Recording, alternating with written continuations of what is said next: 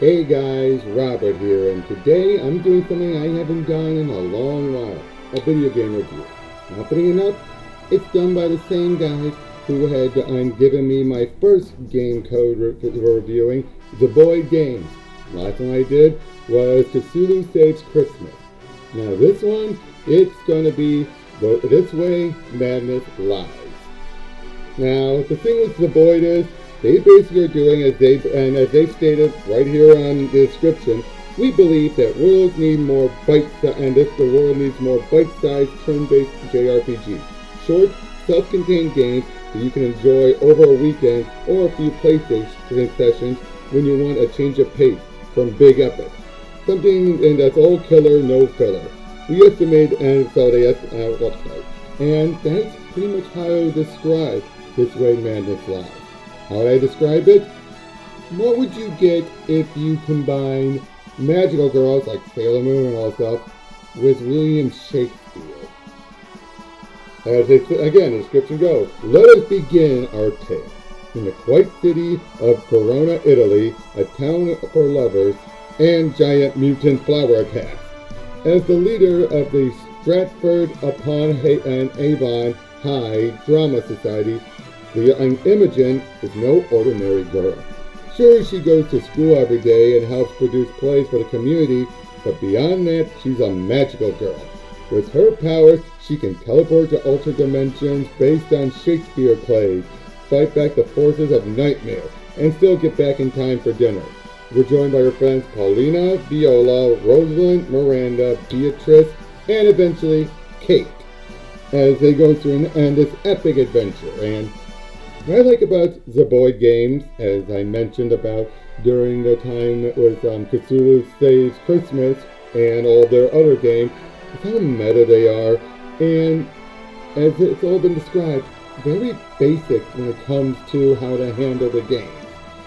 For example, the fighting style here, the jRPG fight style, is right out of what they did for Cthulhu Saves Christmas, where you go around and, unlike other games though, you actually will walk up to the monsters to trigger it, meaning you are capable of avoiding it. Unlike there are other games where you would have a certain number of random encounters, this one is where, again, if you want to, you can dodge them. I choose not to. I chose to fight all of the monsters. And then once you defeat them, they're gone. They're cleared out. No regenerating villains or anything. And as you're going, during the actual battles, you will go through a certain selection of the characters. Now, earlier, before you go into things, you are able to change the characters and change them up. And once you do that, you will basically have a certain number of attacks, or traits and items, things of that nature. And you're able to select them and use them. However, once you use them, unless they're reusable, you cannot use them again until you use a turn to rest, which also allows you to defend yourself. You will also be able to build up, for every turn you do, some of your Unite moves, and which you can use with other characters, will also start to build up. Or you can utilize items, either for healing or for attacking. Let's say that your character doesn't have an attack that can match the weakness, such as light, darkness, fire, ice, whatever. You use an item to do it, but it's a one-time use. And each character, you can either have them, depending on the move, they can either attack individually, in a row, or attack all of them. And not only that though, for every move you do, you will build up a hyper bar. And if you're a hyper, your attack would be differently. Sometimes something that's for all will be done for one character, or vice versa, but at a more powerful level. And that's just the fighting dynamic. Well, how is the story and the characterization interaction? Well, you would go through the story, and then and you would play actually as the player, the bard, whatever. They change their names throughout it all. And there'll be some points where as you're watching it, where they're in class and apparently the drama teacher's always calling in and everyone else is having to replace them. What is up with this teacher, I wonder? But there'll be some points where you would have to test your knowledge on Shakespeare or search it up online. It's actually quite easy to do that. and help them and the girls answer a few questions. Now, as far as I know, there's nothing special that comes out of this.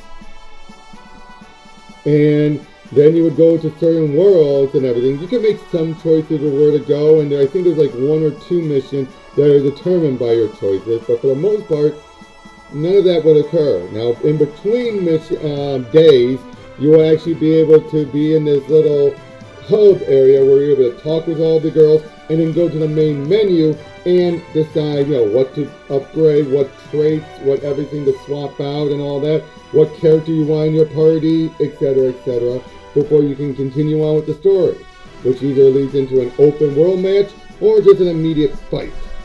But either way, though, this story is crazy.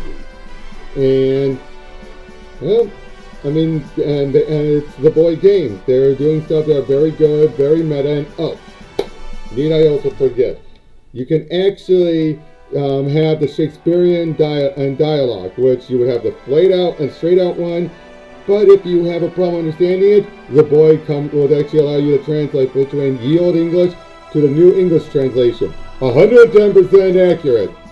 Yeah, look at this one with the giant rose plant. Apparently the Zeboyd translation is quoting Little Shops of Horror. Yeah!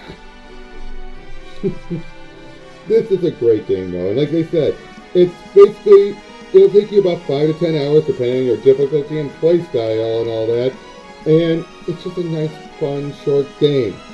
There's one downside though, as of when I was playing it, which was before release, you cannot skip through the transformation sequences. It's very much like a Magical Girl anime in that regard, where it goes through and you can't skip it at all. I don't know if they patched that out or whatever. As far as I was noticing, yeah, that gets very tiresome very quickly, especially when they're going through all of the girls.